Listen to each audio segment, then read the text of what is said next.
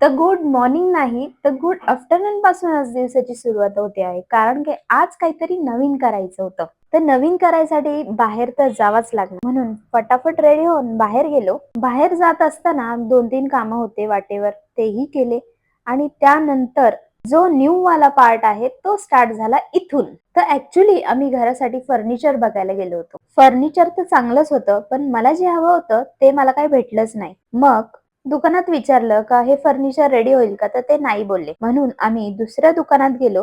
तिथेही हे अवेलेबल नव्हतं. आता असं मला पाहिजे तरी काय होतं? तर मला असं फर्निचर हवं होतं का जिथे माझं पूर्ण बेडरूमचं सेटअप येईल. तर दुसरीकडे जाताना इतका पाऊस लागला आणि हा पाऊस बघून तर अजूनच मजा आली. त्यानंतर आम्ही फायनली पोहोचलो फर्निचरच्या मोठ्या शोरूममध्ये.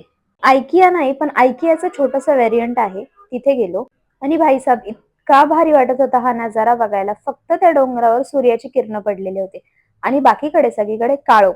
तर मन भरून मस्त हा नजारा बघून घेतला आणि त्यानंतर हा एक वेगळाच अनुभव होता. मग आम्हाला असे काही शूज वगैरे वेअर करायला लावले आणि आम्ही आतमध्ये एंटर केलं. आतमध्ये एंटर केलं तर भाई हा डायरेक्ट वाघच दिसला. मी तर घाबरूनच गेले. त्यानंतर हे फर्निचरचं इतकं मोठं शोरूम होतं आणि त्याच्यात इतके व्हरायटीज होते.